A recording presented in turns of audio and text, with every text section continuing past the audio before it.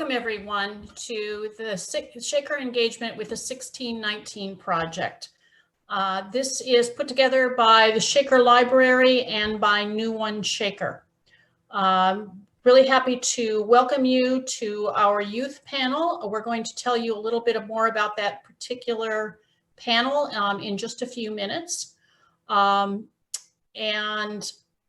let you know that at the end of this program, there will be a question and answer. You can ask questions through the question and answer box, and we will pose some of those to our youth panelists. We'll also be sending you a set of resources and an evaluation for the program shortly tomorrow, we'll say. I'm hoping to introduce Angel Chapman, Director of New One Shaker. And Angel has a Juris Doctorate from Florida A&M University Law School. She is an HR professional, consultant, and the Executive Director of New One Shaker. And you're going to hear from Angel right after we show you this little video clip. Lauren, if you would go ahead, and we have a bit of an interview with the editor of the 1619 project.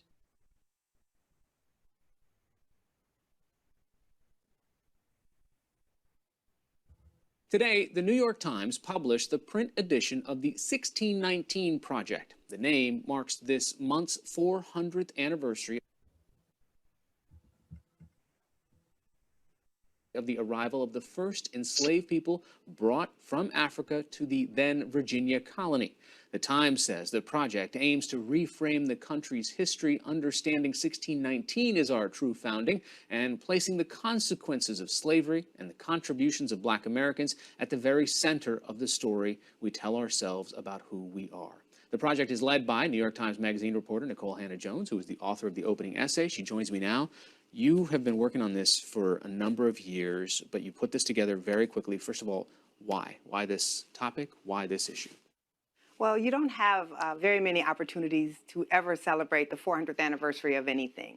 And it seemed to me that this was a great opportunity to really, as you said in your opening, reframe the way that we have thought about an institution that has impacted almost everything in modern American society, but that we're taught very little about, that we're often taught is marginal to the American story. And we wanted to do something different. We wanted to use the platform of the Times to force us to confront the reality of what slavery has meant for our development as a nation. And this isn't just about sort of the kind of textbook ideas of what happened to slaves. You've got essays in here about healthcare, about geography, about sugar, about music, all of these different ripple effects that happen throughout the economy and really life here. You said in a sentence, you said, you know, we would not be the United States were it not for slavery. This is kind of one of the original fibers that made this country. Absolutely. The conceit of the magazine is that one of the things we hear all the time is, well, that was in the past. Why do you have to keep talking about the past? Well, one, I think the past is clearly instructive for how we are right now. But also, the conceit of the magazine is that you can look at all of these modern phenomena that you think are unrelated to slavery at all, and we were going to show you how they are. And so we have a story in there about traffic patterns. We have a story about why we're the only Western industrial country without universal health care, about why Americans consume so much sugar, about capitalism, about democracy. We're really trying to change the way that Americans are thinking, that this was just a problem of the past that we've resolved, and show that it isn't.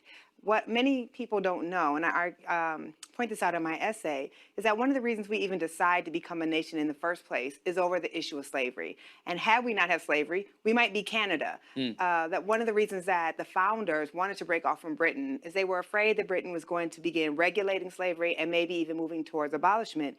And we were making so much money off of slavery that the founders wanted to be able to continue it. We're not taught that when we're taught about our origin stories.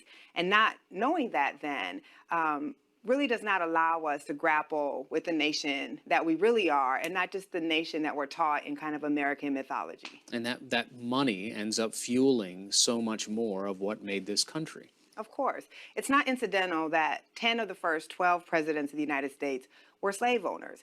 This is where, at that time, this kind of very burgeoning nation was getting so much of its wealth and its power. It's what allows this kind of ragged group of colonists to believe that they could defeat the most powerful empire in the world at that time. And it went everywhere. It was north and south. We talk about the Industrial Revolution. Where do Americans believe that the cotton that was being spun in those textile mills coming from? It was coming from enslaved people who were growing that cotton in the South. The rum industry, which was really, rum was the currency of the slave trade. That rum was being processed and sold in the United States. The banking industry that rises in New York City is rising largely to provide the mortgages and the insurance policies and to finance the slave trade. The shipbuilders, our northern shipbuilders, the people who are sending voyages to Africa to bring enslaved people here, are all in the north. So this was a truly national enterprise. But we prefer to think that it was just some backward Southerners, because that is the way that we can kind of deal with our fundamental paradox at our beginning, that we were a nation built on both the inalienable rights of man and also a nation built on bondage. Yeah, and you even talk about Wall Street's name comes from something that most of us don't recognize. Absolutely. So Wall Street is called Wall Street because it was on that wall that enslaved people were bought and sold. That's been completely erased from our national memory and completely erased from the way that we think about the North. At the time of the Civil War, New York City's mayor actually threatened to secede from the Union with the South because so much money was being made off of slave-produced cotton that was being exported out of New York City. It is that erasure, I think, that has prevented us from really grappling with our history and so much in modern society that we see that is still related to that. You know, one of the essays in here about healthcare, which is fascinating, is that some of the myths that started then are still perpetuated today in modern healthcare, and that there are still gross misunderstandings of that could actually have very serious health consequences. Absolutely. So Linda Villarosa has this compelling essay that talks about how during slavery, enslavers were using enslaved people to do these medical experiments, but also we were using medical technology to justify slavery by saying enslaved people don't feel pain the way, or people of African descent don't feel pain the way that white people do, that they have thicker skin, and so you can beat them or torture them and it's not going to hurt as bad. Well, these are all justifications for slavery. But if you look at modern medical science and our understanding, they're still using these calculations that say, for instance, lung capacity was one of the things that Linda writes about, that Black people have worse lung capacity. And the reason enslavers said that was they said that working in the fields and doing this hard labor was good for Black people because it helped them increase their lung capacity. Well, what Linda points out is today, doctors and medical science are still accounting for what they think is a lessened lung capacity of Black Americans. And it's simply not true. But we've never purged ourselves of that false science that was used to justify racism. You talked about how basically the Black American, or there's the Black experience, has been inconvenient to the narrative of this nation in all of these different categories, that it's been something that we have struggled to deal with, but oftentimes just not dealt with it as a result, that it was thorny. Absolutely. So when you think about the story of who we are, that we are this country built on individual rights. We are the country where if you are coming from a place where you are not free, you can come to our shores and you can get freedom. Well, then you have Black people. And every time you look at Black Americans, you have to be reminded that there was 1/5 of our population who had no rights, no liberties, no freedom whatsoever. We are the constant reminder of really the lie at our origins, that while Thomas Jefferson was writing the Declaration of Independence, his enslaved brother-in-law was there to serve him and make sure that he's comfortable. So I think this explains a lot, the continued perception that Black people are a problem, that Black people are, as Abraham Lincoln said, a troublesome presence in American democracy, because every time you see us, you have to be reminded of our original sin. And no one wants to be reminded of sin. We're ashamed of sin. You know, one of the things that you mentioned a couple of nights ago when this project launched is the story of your grandmother who grew up a sharecropper. And here you are today. She didn't live to be able to see this magazine, but I'm assuming she'd be proud. Yeah, I think she would. My grandmother died when I was still in college, and she would be astounded to see what I became. And I think that that's an important part of this story. We hear all the time what people consider the problems of the quote unquote Black community. And people like to point out statistics that they think are indicative of Black failure. But when we think that, as I point out in the magazine, I'm part of the first generation of Black Americans in the history of this country who was born into a country where it was not legal to discriminate against me just because I descended from people from Africa, we've made tremendous progress in a very short period of time, really just 1 or 2 generations out of legal Jim Crow. You can have someone like me at the New York Times producing this work. And it really is a story of Black ascension once the legal barriers have been removed. You talk in eloquent terms about how Black people were really the perfecters of this democracy, that we had these original documents, but really it took this all the way almost to the civil rights struggle for us to start seeing what those words actually meant. Absolutely. What I argue is that no one values freedom more than those who never had it. And so while the founders were writing these lofty and aspirational words, even as they knew that they were going to continue a system of slavery, Black people had no choice but to believe in the literal interpretation of those words, that all men are created equal and are born with inalienable rights. And so Black people, really from the moment we landed on these shores, have been resisting and trying to push the society towards a more equal society of universal rights. And that has really been our role. You can look at the fact that Black people have fought in every single war this country has ever fought, but we've also engaged in a 250-year internal war against our own country to try to force our country to also bring full democracy here and not just abroad. Okay, this magazine is also showing up in 2019 in a climate where, at this point, all you have to do is just look at your Twitter feed, look at the hashtag, and you see people who have an incredibly different narrative that they believe very strongly, that they'd look at this magazine, the Times, everything else as part of a larger propaganda campaign, that this is part of a conspiracy, etc. How do you deal with that? There's 2 things that I would say to that. Every piece in here is deeply researched. It is backed up by historical evidence. Our fact checkers went back to panels of historians and had them go through every single argument and every single fact that is in here. So it's really not something that you can dispute with facts. But the other thing is if we truly understand that Black people are fully American, and so the struggle of Black people to make our union actually reflect his values is not a negative thing against the country, because we are citizens who are working to make this country better for all Americans. That is something that white Americans, if they really believe, as they say, that race doesn't matter, we're all Americans, should also be proud of, embrace that story. We cannot deny our past. And if you believe that 1776 matters, if you believe that our Constitution still matters, then you also have to understand that the legacy of slavery still matters. And you can't pick and choose what parts of history we think are important and which ones aren't. They all are important. And that narrative that is inclusive and honest, even if it's painful, is the only way that we can understand our times now and the only way we can move forward. I think if people read, for instance, a story on why we don't have universal health care, what it shows is that racism doesn't just hurt Black people, but there are millions of white people in this country who are dying, who are sick, who are unable to pay their medical bills because we can't get past the legacy of slavery. This affects all Americans, no matter if you just got here yesterday, if your family's been here 200 years, no matter what your race are. Our inability to deal with this original sin is hurting all of us, and this entire country is not the country that it could be because of it. So just connect that dot. What is the connection between universal health care and slavery? Well, what we know is that white support for universal programs declines if they think that large numbers of Black people are going to benefit from it. And this is a sentiment that goes all the way back to right after the end of the Civil War, when the Freedmen's Bureau starts to offer universal health care for people who had literally just come out of bondage, had not a dollar to their name, had nowhere to live, had nothing. And white people immediately pushed back against that, believing that even people who had just come out of slavery should not get anything, quote unquote, for free.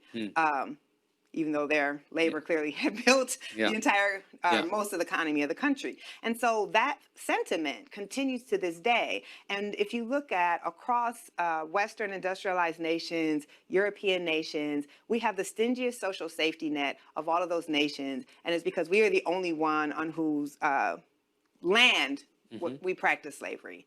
So our inability to get past that is hurting. It's not just in terms of universal health care, but you can look at why we don't have universal child care, why we have the stingiest parental leave, why we have lowest ability to have people represented by unions. All of this goes back to the sentiment that if Black people are going to benefit, white Americans will not support it. Large numbers of white Americans. So this is the actual physical edition that a lot of people in the country might not be able to get if they don't have a newsstand that sells the New York Times, but it's all.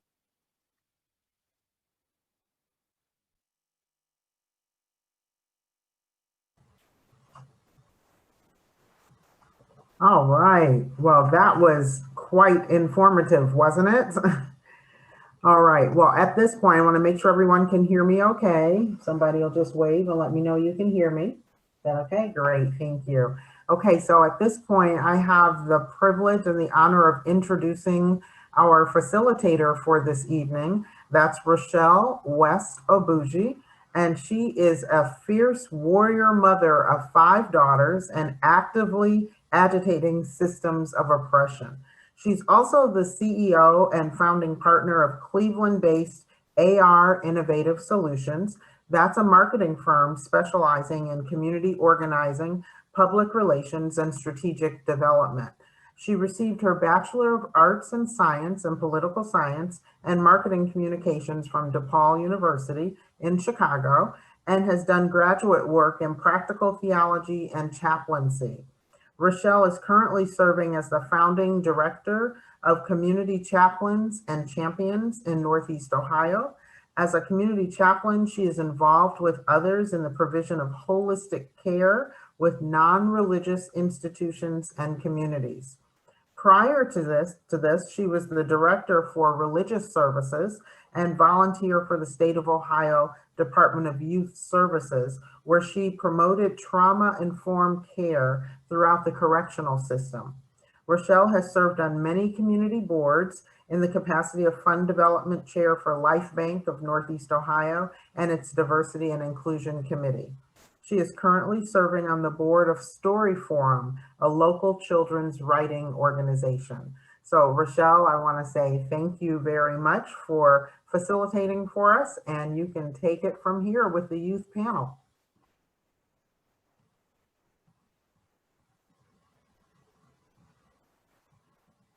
Rochelle, you're muted.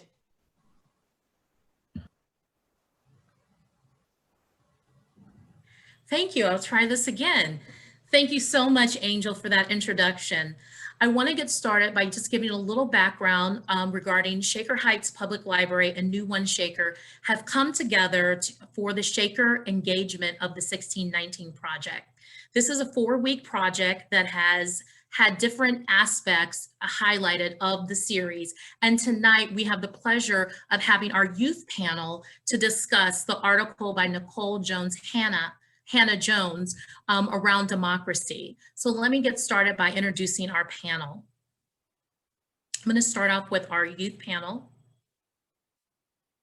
We have Brooklyn Wilson, who is a 15-year-old sophomore at Shaker Heights High School, who is involved in multiple sports and clubs such as field hockey, cheerleading, and SCORE, student group on race relations.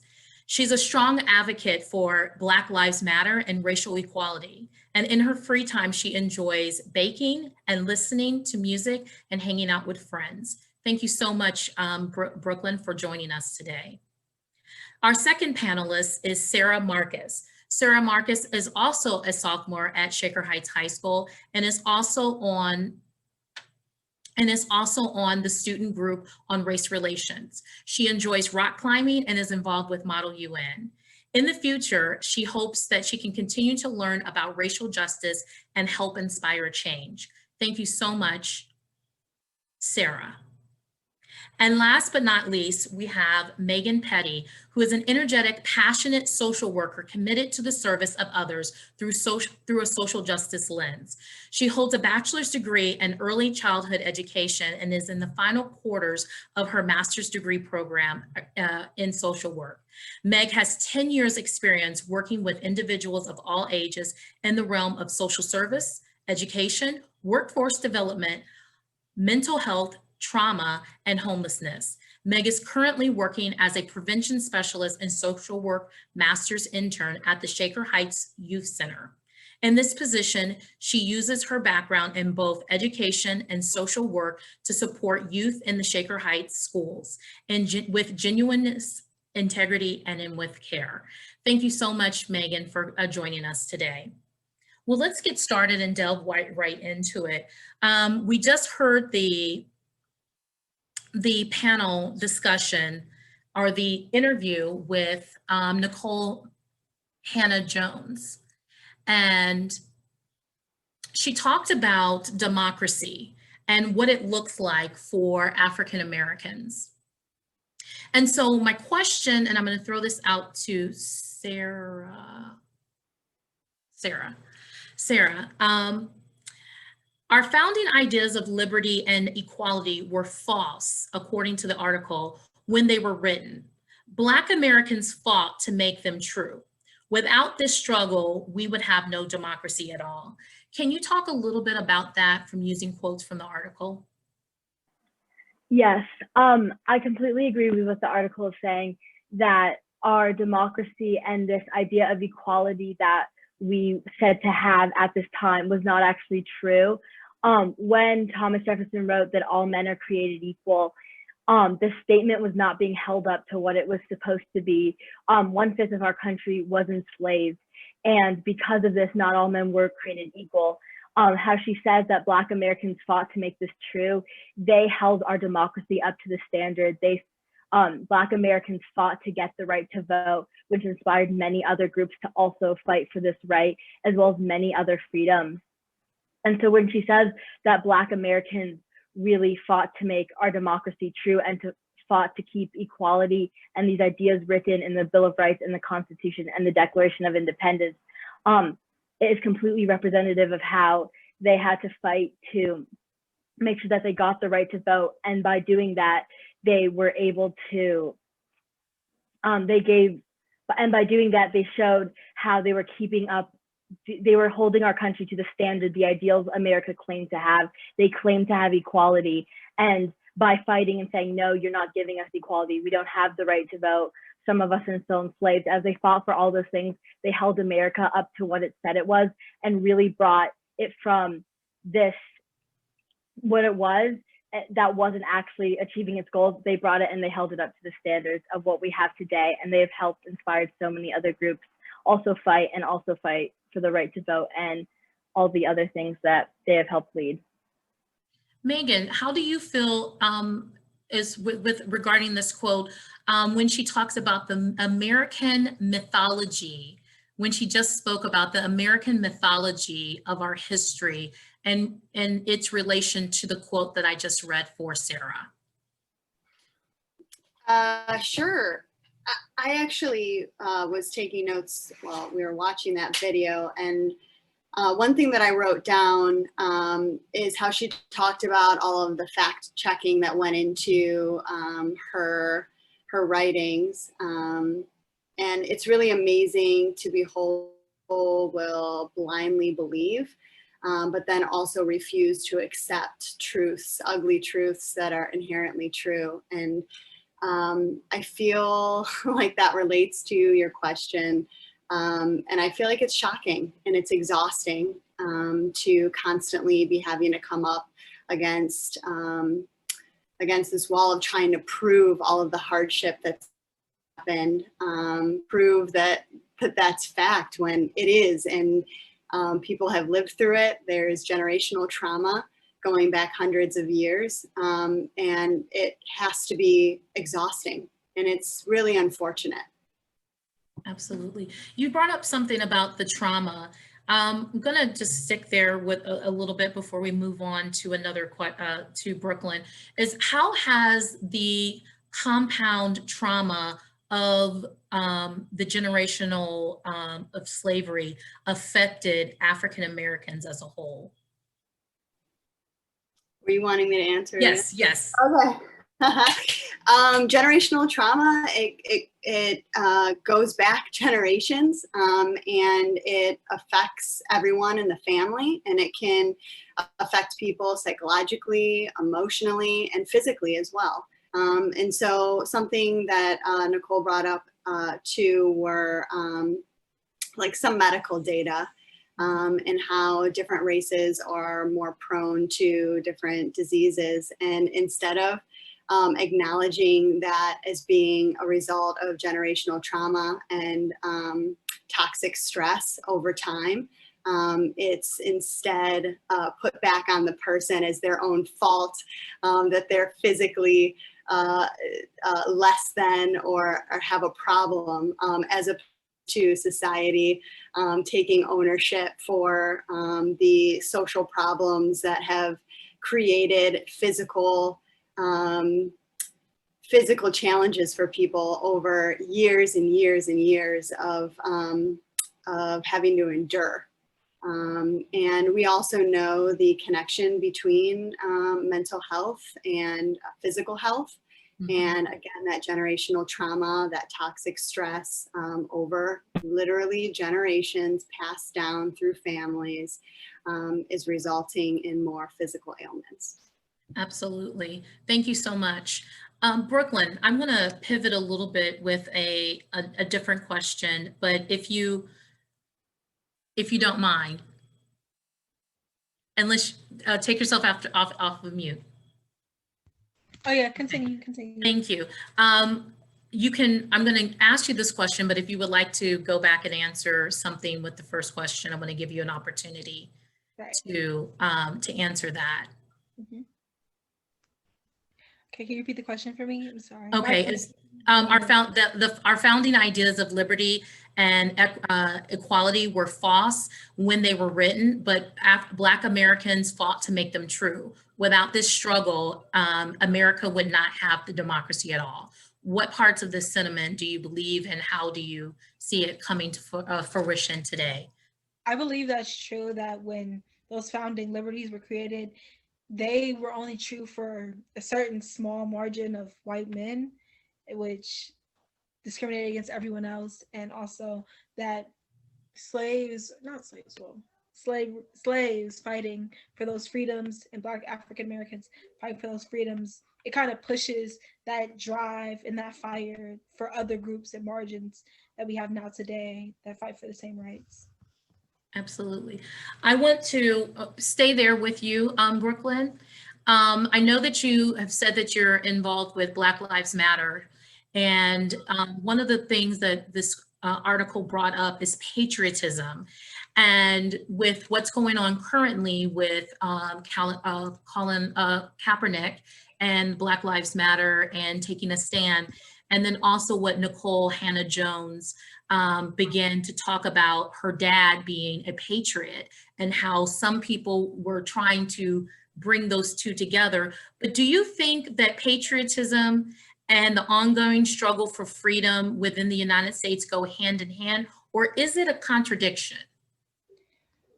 I think that it's kind of a contradiction, especially in the sense of Colin Kaepernick, because those who are saying he's not a patriot because he's using his liberties, fighting for justice and equality, I think they only see it as one-sided, as like, oh, this is the American way, this and this and this, and you're disrespecting the American flag by kneeling on it, but they're not looking at it in the sense that he's using his amendments and his rights, fighting for what he believes in, which is what the Constitution is based off of, those liberties you were talking about in the beginning. So do you believe that it's patriotism? To kneel? Do you believe that it's a patriotic to fight and struggle for the freedoms? Do you think that it's a contradiction to patriotism? I think it's pretty patriotic. Okay. Okay. Sarah, I'm going to ask the same question. I completely. Patriotism and ongoing struggle for freedom go hand in hand, or is it a contradiction? I think they go hand in hand. I believe that patriotism is like the devotion and love for one's country. And I think by fighting for these freedoms, they are completely trying to hold up America to what they believe it is and what they think would make us a much better and a much more successful country. I think by fighting for freedom and for fighting against inequalities, they are trying to make America hold up to its ideals. If they weren't fighting for these freedoms, I think it's actually less patriotic, because they're letting America go into a system where they're not holding it up to who they want to be. And I think without holding the country up to who it is, you aren't showing your love for the country, because those inside the country are hurting and the country isn't as great as it wants to be. And so I think that these people are completely patriotic in what they're doing. So I'm going to throw this question out there. There's, I'm proud to be an American because at least I know I'm free. And I will proudly stand up next to you. And when you hear that and you hear those songs and you listen to the facts that have been brought forth in this article, do you feel that, and this, I'm going to throw this to Meg, do you feel that there's a disenfranchise that is being felt among Africans in America, African Americans, with this whole patriotism and in fighting for gaining complete freedom within our country? Yes. I feel like, unfortunately, right now, what seems to be patriotism is racism. And that's fundamentally wrong. And unfortunately, people of color and Black individuals are having to come forth again to fight for the words that were originally said and that seem to never be upheld. And here we are again. And I can say, as someone who identifies as mixed, Latinx and white, from my Latinx side of me, that I feel very disenfranchised. And I think that there are other people of color, in addition to Black individuals, that feel the same way. It's a really hard time right now, and it's unfortunate to feel like we're going backwards. Well, I want to pull out what you said, and I'm going to throw it back to our students, that some people believe that patriotism equals, patriotism actually is looking more like racism. What aspects of that, Brooklyn, do you find in your day-to-day life? If you want to talk about that, take off of mute. What aspects of patriotism or racism?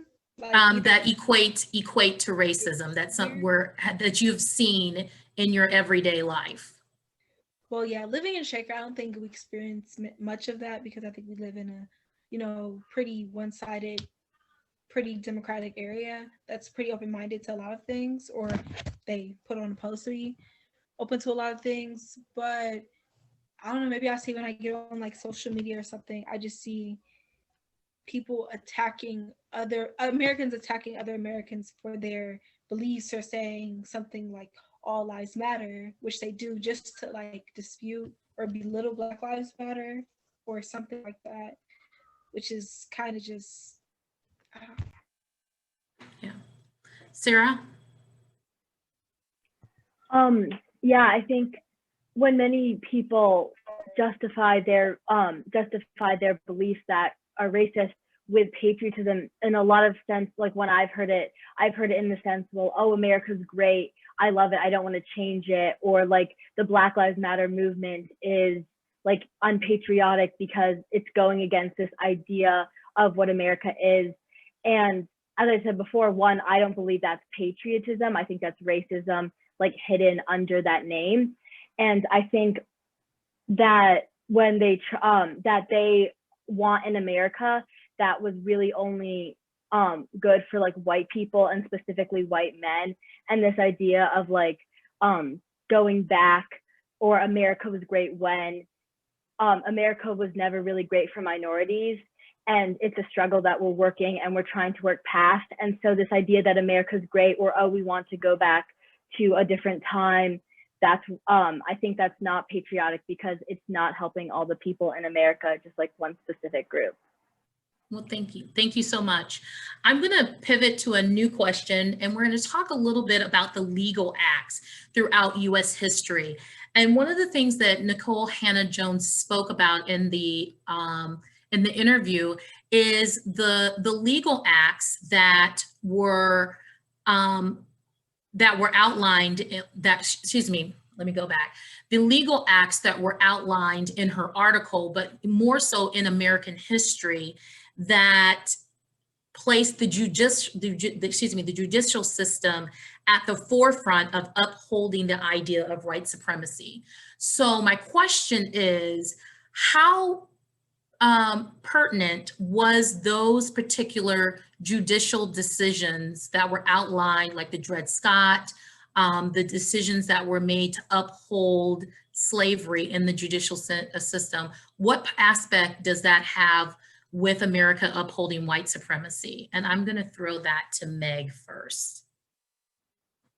Oh man, I was like, not me. I'm having trouble understanding your question. Can you? So the question is, and I'll give it to you, just outline. Based on the legal acts throughout U.S. history that were outlined in the article, how has the judicial system played a role in the upholding of the idea of white supremacy? I think white supremacy is baked into all of the systems and all of the laws. So I don't. I unfortunately I don't have a perfect example. I feel like we see it everywhere, and we have been working tirelessly for a long time to make law more progressive and to stop the marginalization and oppression of different groups of people, and we have to continue to do that. Unfortunately, this president again is moving us backwards in a lot of areas for rights for minorities. So let me push in a little bit more regarding like the idea of laws that the separate but equal, which was just, and this is going to go to our students, was just brought down with the board, Brown versus the Board of Education in 1954. So literally we're talking about less than 60 years ago that there was a desegregation of the schools. Now, both of you are students within Shaker Heights. I'm going to ask you, how do you see the undertone of this desegregation in your day-to-day life going to school?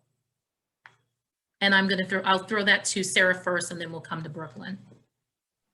I think we see like trails of that still in our everyday school life in so many aspects. Even in Shaker, our classes are still very divided. We have a lot more white kids in honors, IB, and AP classes, and a lot more Black kids in other in the core classes. And I think even though that was around 60 years ago, it is still so prevalent. That systemic racism is built in, as there are just so many more white kids who are pushed to go into the honor path or the AP or the IB path that Black and minority students aren't pushed in. And again, in like the lunchroom, while there's people sit who look like them, is like something in the cafeteria. You see children sitting like a white table and a Black table because of, oh, you're put in the honors track with all like white students. And so therefore those are the people you hang out with, and that's who you sit with at lunch. And then it also trickles down into our sports. And so even though Brown versus Board of Education got rid of segregation in school, we still see it in so many places. And as much as we try and work towards it, there's still so much more work to go. Absolutely. Brooklyn, I'm going to ask you a specific question. How has race affected your experience as a teenager, particularly in Shaker Heights? I think it affects me in a lot of different ways, especially because I take a lot of honors classes and an AP class, and me being the only Black girl in there, and one of the only girls in there, but also the only Black person in there. It's kind of hard, and I feel like I get talked over a lot, and I have to really push my words, but not in such a forceful way, so that I don't come off like as a stereotype or as angry, as upset, or as harsh. So I feel like that affects me, my school day, every day. Also, because of the way I speak, sometimes I've been told I sound like an Oreo or I sound white, and it's just like trying to mix that in, especially because I have a mix of friends, so it's just hard hearing that from your Black friends that you sound this way, hearing from your white friends you sound this way, and you're just trying to figure it out in your day to day. Yeah, yeah. So let me ask this, and I'm going to stay with you, Brooklyn. I'm going to ask if you can speak up just a little bit, just so our audience can hear you. How do you feel your experience will influence and shape your future by growing up in a multicultural environment like Shaker and experiencing the things that you're experiencing? How do you think that this is going to affect you in the future with the work that you have planned? I feel like it's going to greatly affect me because I'm going to know how to converse with different people and how to talk to a little bit of everyone, especially doing projects like the 1619 project or SCORE or the many things that Shaker offers. It just gives you a little bit of everything and skills that you need to go on. Okay. Sarah, I'm going to throw this to you. How do you think your experience growing up in Shaker will influence or shape your future as it pertains to race? And what's your thoughts around diversity and inclusion? This is definitely similar to what Brooklyn said, but we have, especially growing up in Shaker with such a diverse background, we were able to like hear so many different opinions and learn so many different perspectives, as well as like we have so many opportunities to have these conversations. And so I think in my future, I'm definitely going to bring the knowledge that I have gained from hearing all these different people's perspectives and apply that to whatever field I decide to do in the future. As well as I think I've learned how valuable it is to just hear so many different people of very different backgrounds, and how there's always another idea that you haven't heard, or there's always something or someone who looks at the situation completely differently. And so wherever I go in the future, I really want to try and encourage and bring that diversity so that so many more people can be impacted and have that opportunity. Absolutely. Absolutely. Thank you so much. I'm going to pivot to Meg, and I want to ask you just a question. What do you feel are the three most important components to finding sustainable solutions to the challenges of race relations and social justice in America or in our community? I'm a little bit distracted because I'm caught on the previous question. I just wanted to highlight and appreciate Brooklyn's vulnerability and some of the things that she just shared. Yes, yes, yes. Yeah, and I think that also, as much as I appreciate some of the multicultural dynamic experience that Sarah shared, having in Shaker, I want to also bring awareness to some of the not so wonderful experiences that Brooklyn shared having, and the work that also is here to be done, and Absolutely. the power and the weight of microaggressions, and that they are not small, but rather just plain old aggression. And so now I can. She said something, and I was going to swing back because I have another follow-up question for her. When she said, I have to be aggressive or assertive, but I can't be too assertive because I don't want to come off as an angry Black woman. And I want to say this to you, and I'm going to take my moderator hat for a second to say that sometimes you can be angry and you can be a woman and you can be Black, and it doesn't have to mean that caricature of what people expect. So definitely let your voice be heard when you're in those spaces, because you deserve to be there. And secondly, don't worry about what others are thinking. Just make sure you're fully present in those situations, and that you deserve, and that you're fully present to be there. So I actually have a follow-up question that was going to come back. So I want to thank you so much for addressing those, because that in and of itself has its own trauma coming around through the microaggressions, and it can definitely take its toll. As I said, it could be the one little straw that broke the camel's back to take you over the edge. So thank you so much. Thank you for all of you for being so vulnerable and coming on and letting us know and talking openly about this, because it as polarized as our country is, having these discussions in such an open format is definitely having courage. So I definitely want to say that. Thank you so much, Meg, I can tell that you're a social worker. All right, ask me my question. I'm ready. Okay, so going back is, what do you feel are the 3 most important components to finding a sustainable solution to the challenges of race relations and social justice in America or in our community? I think going back to the basics of some core values.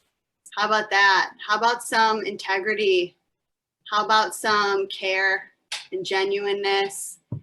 What was the word? Altruistic values, which I was just learning about a couple days ago, that the definition of that is to put the care and welfare of others before yourself. I think boiling things back down to some of those basic core values of what we expect for ourselves and for others will help point us in the right direction for identifying some solutions. But I think that needs to come before solutions. Absolutely. And I think that for our students, what do you think are some components that you can do, or that you are actively participating to finding some challenges even within your own community and within Shaker? And so I'm going to throw that to Sarah and then come back to Brooklyn. I think something we can do is just keep having these discussions with our peers and keep bringing it up in class. I think like a sustainable solution that I try and like do on my own is to like try and really just research about our country's history, because I know what we're taught in like history class is kind of taught to us as like a fact, and this is how the way things were, but the history that we're taught is so one-sided, and we really only hear one perspective. And so for me, I always try to like research more and learn from more perspectives, because I know for me sitting in that classroom, when they say what American history is, and I'm Native American, I just never feel represented. I always feel like it's someone else's history. It's never been my history that they've taught. And then people like look at me and ask me to share.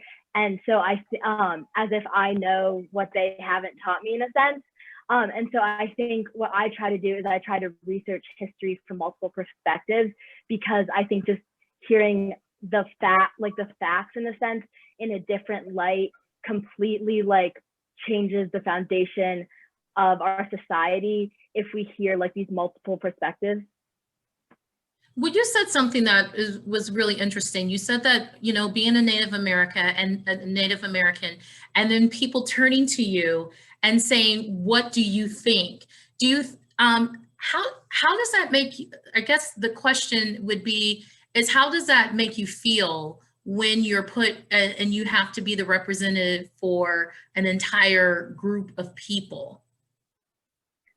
It personally scares me. I mean, I lived in New Mexico for 9 years, but there's always like the part of you that I'm trying to represent. Since there aren't really that many Native Americans in Ohio, I'm trying to represent a whole community, and there will always be struggles and things that I will never face.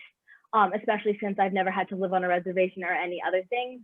And so putting the entire weight of a culture on my back can be very stressful, as well as the fact that like, you always personally wonder, like, am I doing the right job? Like, am I Native enough?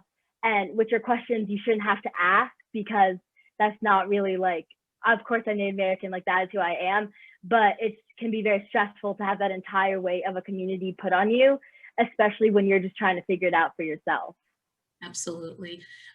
Brooklyn, actually, I'm gonna stay there with that question about having the weight, being one of a few. You said you were the only African American in your AP courses. Do you feel like Sarah about having the weight of when people ask you a question to represent a Black perspective, of having to somehow represent a group of people that's not monolithic? Yeah, definitely. I feel like I have to speak up more than other people would have to in the class. Like when we talk about Jewish history or Irish history, like people don't really turn and look at those kids and ask them a whole bunch of questions.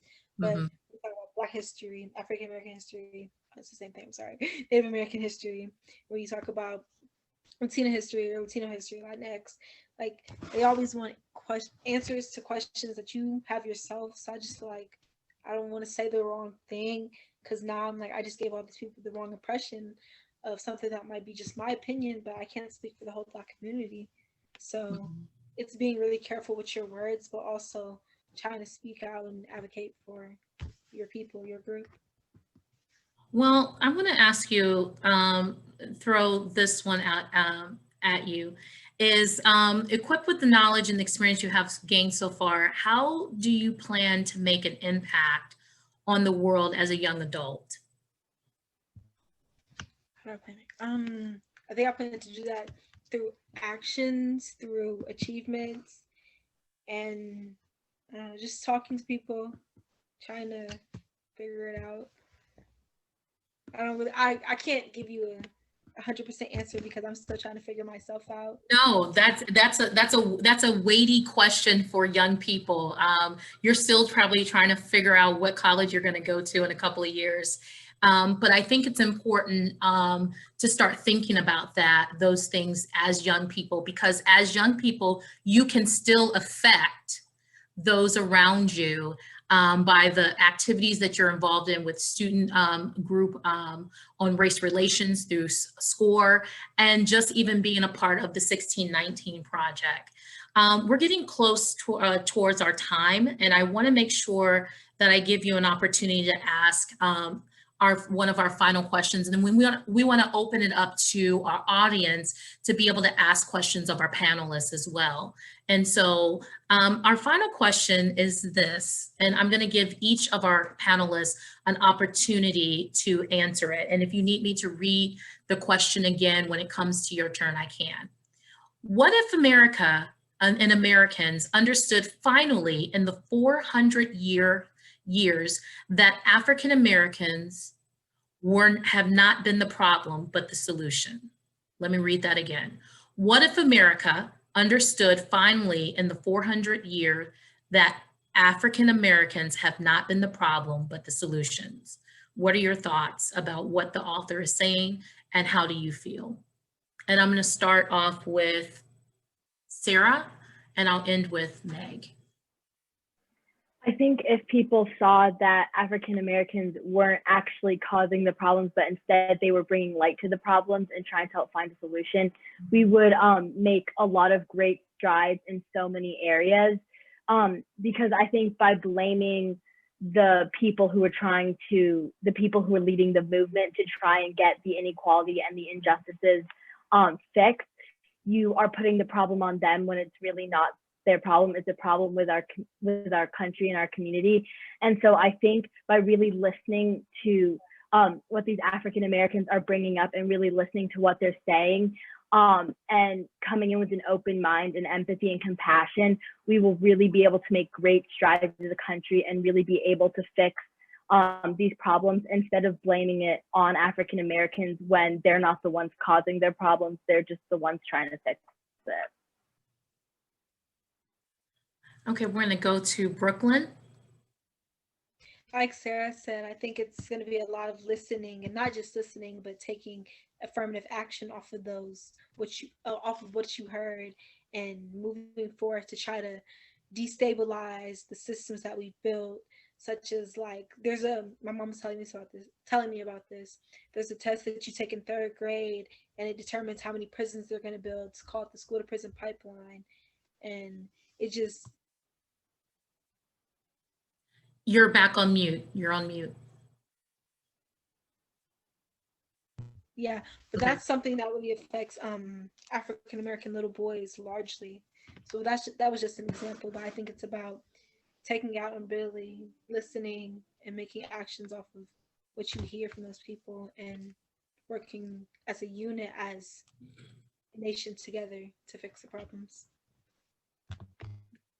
Meg, do you need me to read that question again? No, I got it. Okay. I'm on it this time. If that happened, I think that there would need to be a lot of apologies and acknowledgement in order for us to move forward. Like, we can't just be, I realized it, let's go. There needs to be a lot of acknowledgement in that moment in order for people to move forward and heal. And then I hope that everything would kind of be like Star Trek, where everyone appreciates all of these different races and people coming from all different planets and backgrounds and all these cool ideas. And we could stop wasting our time running in circles of hate and move forward in more interesting directions. Absolutely. So. Well, I first and foremost want to thank our panelists for coming out and participating. You guys were fabulous. Thank you so much. And secondly, I want to thank the Shaker Heights Library, as well as New One Shaker, for putting this together for us to be able to have this conversation, to engage our youth in this amazing world of social justice, and to get their views on the 1619 project. I'm going to turn it over to Cindy, who is going to open the format for questions from our audience. Thank you so much. I just am very impressed with the panel and with everything that you've brought and what I've learned from you. And I just wanted to kind of push back at what Rochelle just said. I don't think this is a matter so much of you becoming oriented to the world of social justice. I think you are pulling your elders behind you. And thank you for doing that.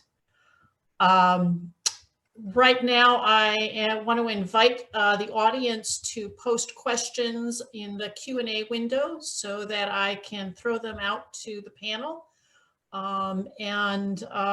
Let's put them through their paces. So you'll notice down at the bottom of the screen that there is, and we've got a question coming in under Q&A. And so I'm just going to go ahead and ask this question, and then Rochelle can kind of traffic cop getting some answers for this.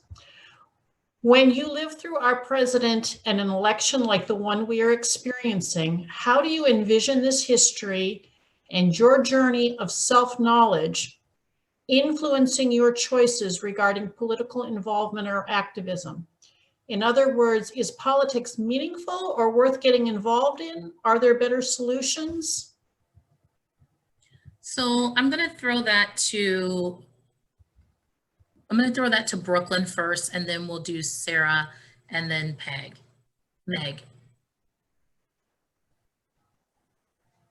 You're on mute.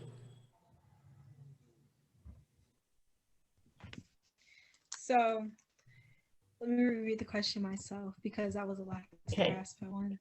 Okay. But you're not alone there, Brooklyn. That's a long one. Yeah, that was I'm going to kind of go out on a limb here and interpret this a little bit. And I think it's, do you work through politics or do you work through other forms of activism? Are you engaged in the political process? More personally. Okay. Are you engaged in the political process currently right now? And do you find it useful as a means to an end with the racial and justice work? Yes, I find it really important. Me and my friends, we learned so much about the Electoral College yesterday and how many votes count for each state. And I think it's just this election has really shined a huge light on the US government system. I've heard people I've never seen my age talk about the election. They're just asking so many questions, and we're just learning a lot because of the actions that we need to take from this current administration that we're working towards better. Sarah? Yes. I believe it's completely important to engage in politics. I think there are definitely, we should definitely be engaging in every method we can to get our voices heard and to make change. But I think right now with the system we've created, it is necessary to like focus in politics and make sure that you are like researching your representatives and voting for who you think is going to make an impact on not just your lives, but people all over the country. I think it is important that we keep leaning on like our representatives and everyone to keep leaning on them to push for this change and push towards equality and fixing inequalities in our system. And so I think you should be engaging both politics and however you do it outside of politics in every like aspect that you can. Meg? Yes, I think that it's important to get involved in policy. I don't know about necessarily politics, but policy, yes. The work that I'm doing as a social worker, I'm really passionate about working with individuals and doing more what we would call micro social work. But you quickly realize that in order to help the individuals on a deeper level and more long term, you have to also be open to involvement in policy, because that's what is affecting the micro circles that people have to, or hoops, or whatever you want to call them, that people have to jump through. So I also wanted to mention in watching the video where Nicole was speaking, I really aspire to be able to speak on these issues at the level that she's able to speak with knowledge and confidence and a way of explaining things that people can understand and follow along with, and maybe go back and forth and have some healthy debate with her confidence and facts. And I think that is what will help us move forward as well with regards to policy and advocating for why these issues are so important and the history that backs all of it. Thank you. Kind of that same thing, but bringing it much closer to home. Do you feel your white classmates are satisfied with the inequities they see in their schools and community? If not, how can the community help them build muscle around confronting inequities? What kind of support do you need from the community to build a more equitable school, a more equitable community? Sarah, I'm going to have you go first. I think, at least in Shaker, we're lucky to live in a place that's really accepting and really listens. And so I think a lot of my white classmates, there are people who feel both ways. There are people who believe that there aren't that many inequities and it's not that bad, but there are also people who are very big about talking about this and trying to face the inequities. And so I think we're lucky to live in a place where people are very supportive of speaking out and addressing our concerns with like being a minority. And so I think that we need support. We need to help like amplify the voices and those speaking out. And I think as like a white person, it's like one of the best things you can do is help bring more perspectives and help bring awareness to the cause without taking the entire cause for yourself, but equally sharing the light, I think is incredibly important. And luckily, at least the people I'm with, and especially in SCORE, we're very, a student group on race relations, we're very good about sharing the light and really having these discussions. Brooklyn, now, have you had similar experiences, or how has your experience been with the equality within Shaker and having your white counterpart classmates? I've seen both sides of the spectrum, honestly. I've seen the good in a lot of people, yeah, I'm gonna say people. And I've seen some really ugly sides of people, like, I'm trying to think of how to put this into a good sense. Be free. I feel like the district and the districts around us that influence our districts, especially the private schools like HB and Laurel, and a lot of these kids intermerge. And I feel like, especially on social media, these kids act out, they say slurs, and it's kind of just overlooked by the district, especially when it's brought to attention. I've had some negative experiences with these kids, especially with things like that go even deeper into, like how you were saying, how the school is system by white supremacy, especially dress code. Speak a little bit about that, please. Okay. I'll give an example. I'll give a personal example. I'll be vulnerable for a minute. What year was that? It was eighth grade year, and me and my friends, who were other Black girls, we were in the art class with a group of white girls, and we had on the same cut shorts. They were about the same length, and we got called into the office saying that our clothing was inappropriate. When we made a comment about them, it was like, I felt we were treated as though we were attacking them and they were hounding on us. But we're like just trying to make a comparison, like, well, we have on the exact same shorts. It's the same cut. And they just, the experience wasn't positive, but I have had good positive experiences with my SCORE leaders and things like that. And with Miss Lisa, who's in the car right now, which is like one of the most awesome people I've ever met. And it's just both. It's both in the community. So you have to work with it. How can the community support you? And I think that was one of the questions. How can they support you right now with that, with policy? Like, this goes back to policy.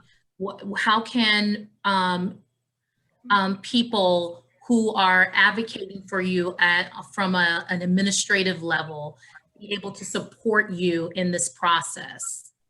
I think a lot of it is about listening. Especially especially the scenario I just described, there wasn't a lot of listening. So it was just taken into a matter that it didn't need to be taken into. The power was taken from the administration when they weren't listening to us. So then we felt that we had to say something to the girls. So. Okay. Do you believe racism will ever end? I really hope so. I really hope so.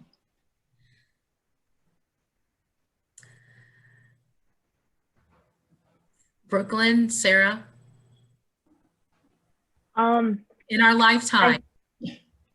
In my lifetime, I don't think it's honestly gonna end. I think we have so much work to do. I think there are still so many inequities, and there are still so many people who don't believe that there are inequities. And so I think that until people are able to acknowledge the inequities and are able to acknowledge like systemic racism and how our past has led up to where we are now, until people are really able to understand that and hear that, I don't think we will ever be close to ending racism. But hopefully, I mean, I have hope that eventually we will end racism, but I don't know if it'll ever end in like my lifetime. I don't think we're going to see an end to racism in this lifetime. I don't think we're going to see it, but I think we are going to see more people speaking out for their beliefs. And I think we're going to see another large wave, like in the 70s and 80s, we're going to see another large wave of protest and standing up for what you believe in. And it's going to be on a larger scale, especially on social media. So I think that's going to happen, but not necessarily an end. So somebody writes, I wish each of you were in charge right now. So inspired by you. My question is, how do you feel about police in school? What are your ideas about ensuring safety in schools, say from a mass shooter or intruder? How do you balance that against whatever problems might be involved in having police present in the schools?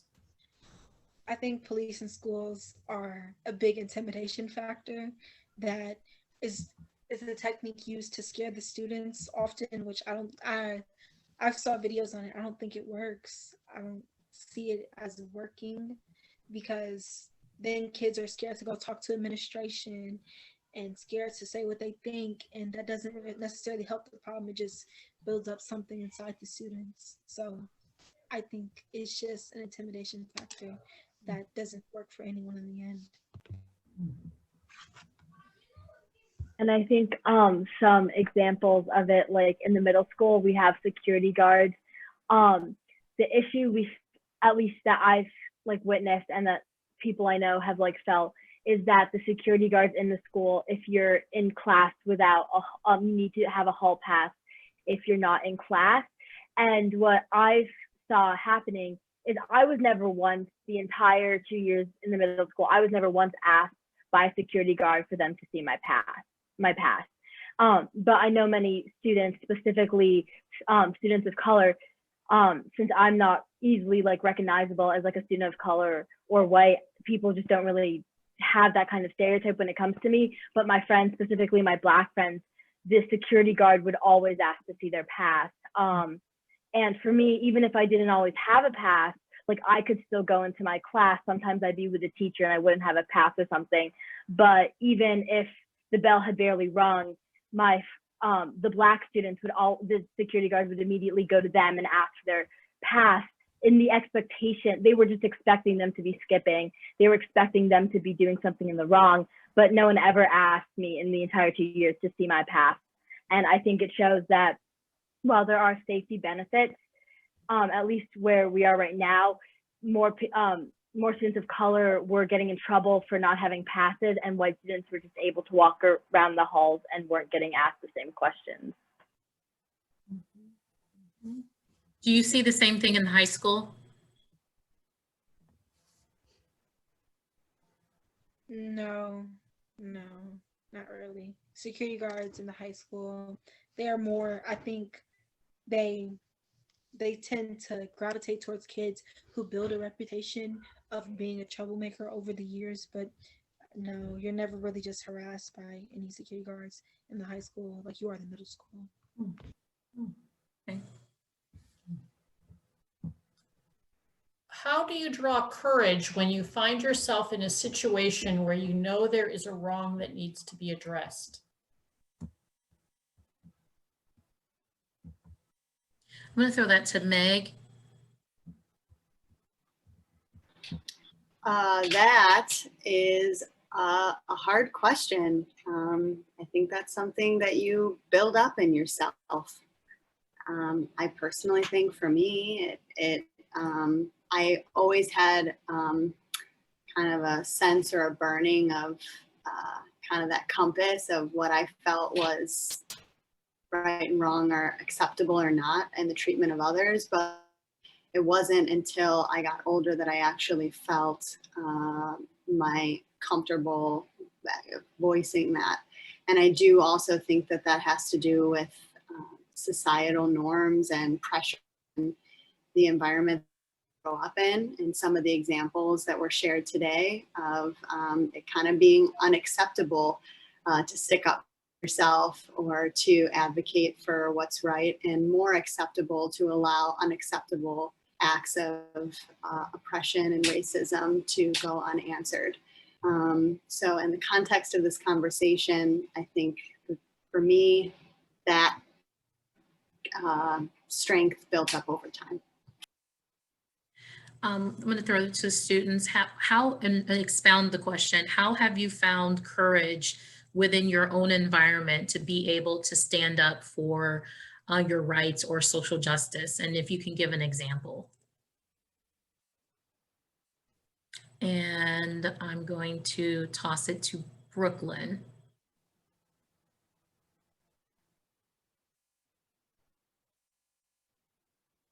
You got to come, you're on. Oh, sorry. Okay. Can you repeat the question? How do you find courage, or how have you found courage in your current environment to be able to speak up for social justice? And if you have an example. It's really hard for me. I mean, not to necessarily like have a moral compass to see the wrongs, but to speak up about it. It's something I've grown in the past year or two. I don't know. I'm really like a really shy person. Like I'm shaking right now. So it's just kind of, it has to touch my spirit, it has to touch my heart for me to really speak out on it. And I try to do the best I can, but I don't think it's ever going to be really public. I think it's something that I usually end up addressing later on, which is something I'm trying to work on. But for example, like how I said with the school dress code thing, that was something that, you know, I usually let a lot of things like brush off the shoulder because there's been many incidents like that. But it's like, it's nothing worth mentioning. Maybe I'm overreacting. It's always like that second thing in my head, like, Brooklyn, you're overreacting.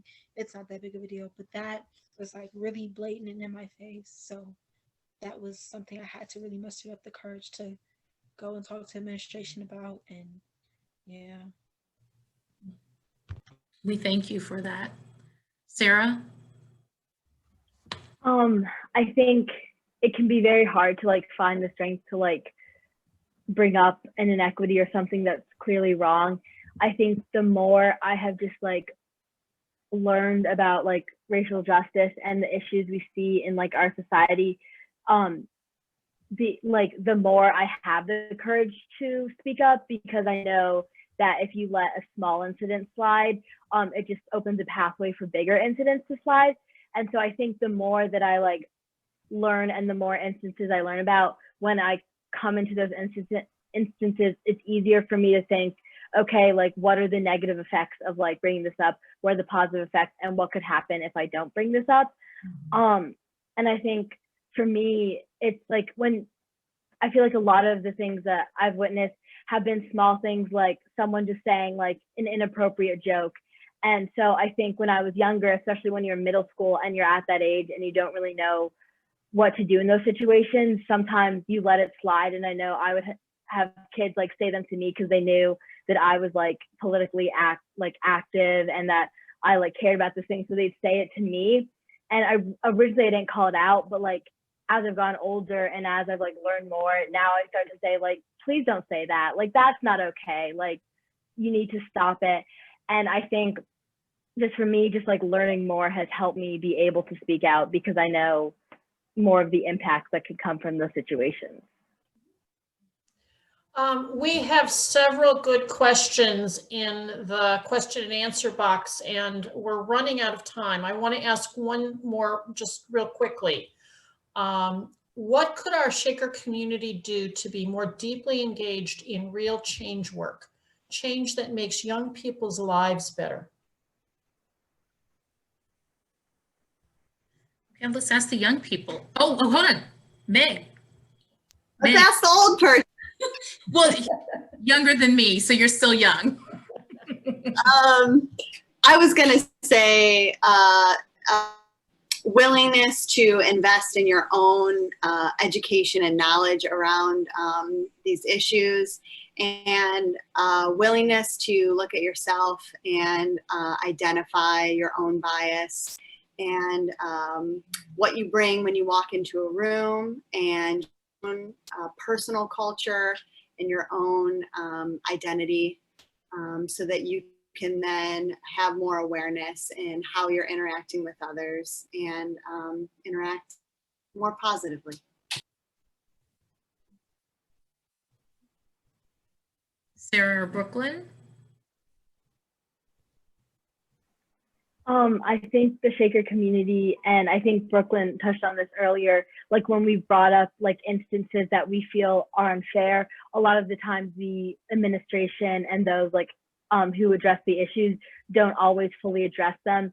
And so I think if we could have more push on the administration to address these unfair instances that we are seeing and to look into them on more different sides from just like the student versus the teacher or the administration, but look at it from, just have more people look at it from more perspectives and really listen to the students and how they feel in those situations.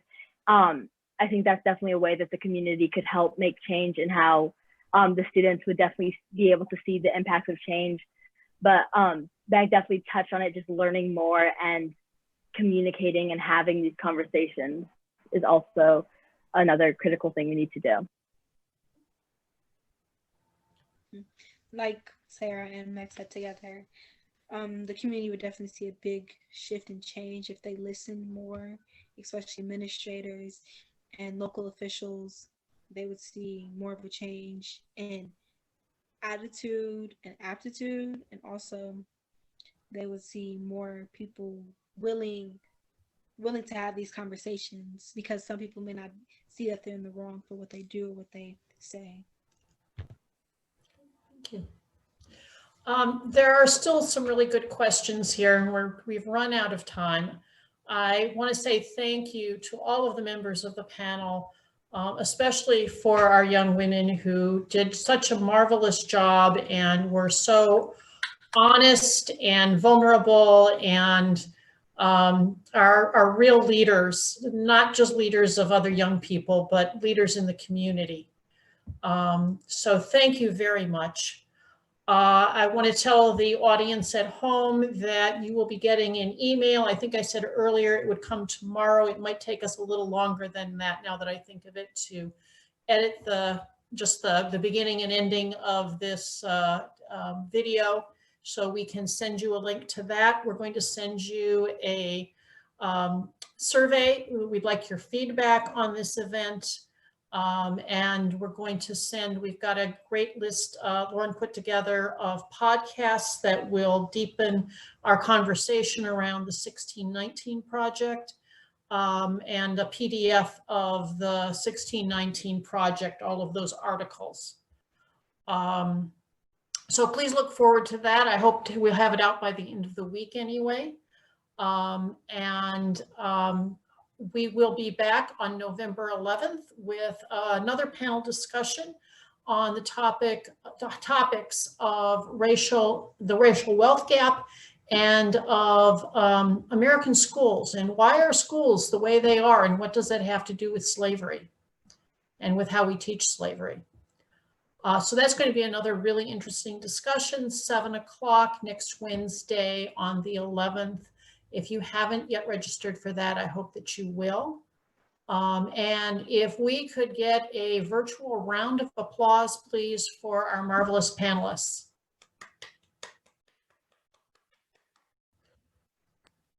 Thank you all very much, and good night. Thanks, Sarah and Brooklyn. You are awesome. All right, thanks for